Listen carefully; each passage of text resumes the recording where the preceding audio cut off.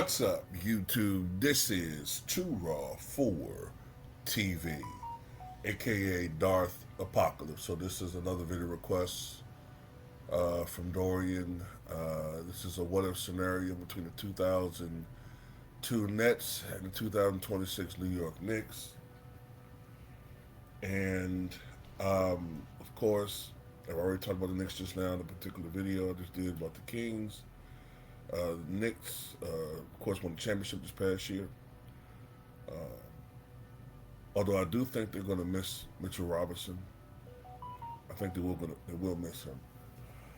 Um, the Nets, of course, shocked the NBA that particular season. Jason Kidd had been traded from the Phoenix Suns to the then New Jersey Nets for Stephon Marbury. I believe the year before he got there, they won like 26 or 27 games. Most people thought that the Nets were probably going to win something in that vicinity as far as wins again. They ultimately won 50 and went to the NBA Finals. And I think Jason Kidd at least had a case for a case for league MVP, although the best player was Tim Duncan. All right, in the league at that time. Um, it's hard for me, at least for me, it's hard for me to do hypotheticals when you have two teams that play in different eras.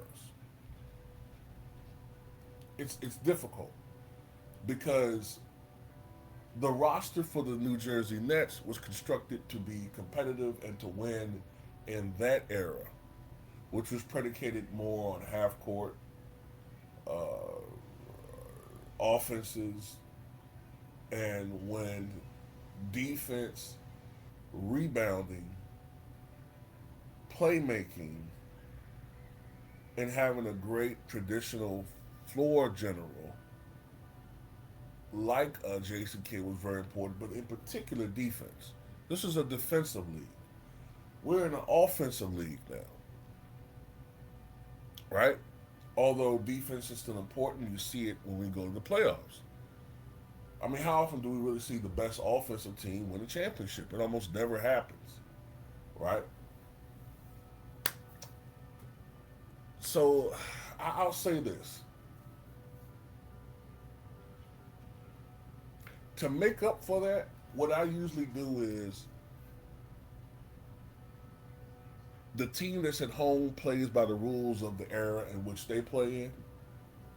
So when the Nets are at home, it's 2002 NBA rules, the physicality, you know, more mid-range jumpers, not as many outside shots, uh, whatever whatever uh, calls they're making at that time, players will be called for travel more often, you know, carrying, all of that shit, right?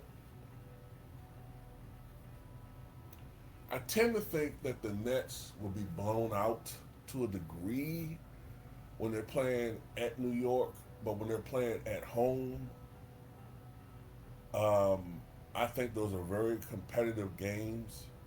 The reason why I say they'll be blown at New York is they just don't have the shooters. They just don't have the offensive firepower that you need for today's NBA to compete. And if you can't be physical like the Nets were, in particular if the Nets stop Jason Kidd's penetration, right? I just find it hard for them to be able to be competitive in today's league. Uh, I mean, you had guys that could score.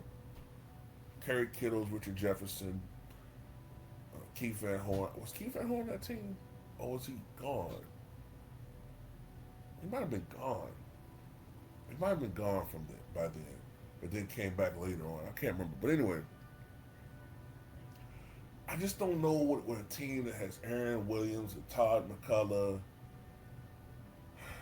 I I don't know if they got the right roster.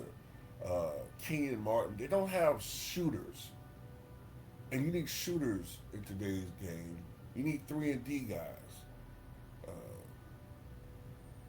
I just don't know if they have the right roster to win by today's rules. But if they were when they're at home and they're playing more with their style of basketball, with physicality allowed, I think they'll muscle. They can out muscle the Knicks. They can out tough the Knicks and get into their heads. And especially a guy like Cat, I think that they can be very competitive, provided um, they're allowed to play their style of basketball. The Knicks are really, at least the playoff version of the Knicks, we're a good defensive team. Um, but Kenyon Martin is a beast. You know what I'm saying? Like Kenyon Martin is going to really,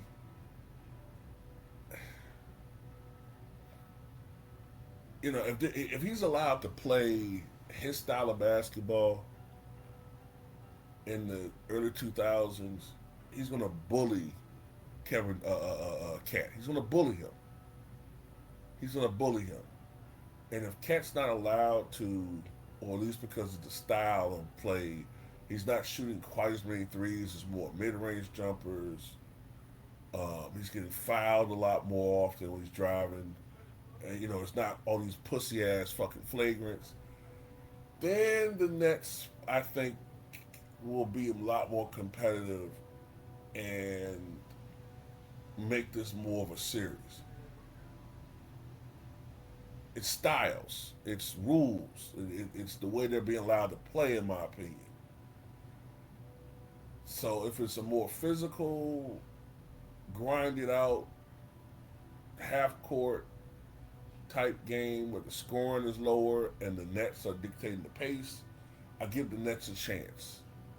But if it's geared more for the Knicks in today's game, I think the Knicks kind of win a little bit easier.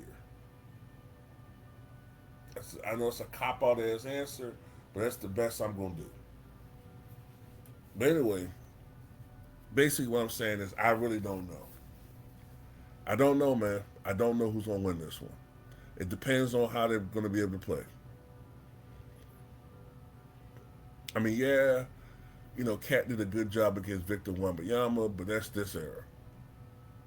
We talking about the Nets, who had to go through some killers. So while the talent level may not be the same, the competitiveness and the toughness and the fire and the intensity is in the Nets' favor. Even with this resilient Knicks team, the Nets were probably even more resilient because look at who they went through. And if it wasn't for they got 2 games against the 2003 Spurs. So they got 2 games against the Spurs with Tim Duncan and those guys. Tim Duncan, young Manu, young Tony Parker, Steven Jackson, Steve Kerr. Who else is on that fucking team? Um,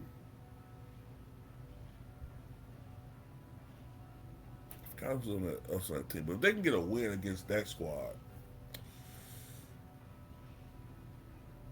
then it is what it is, man. Tell me what you guys think.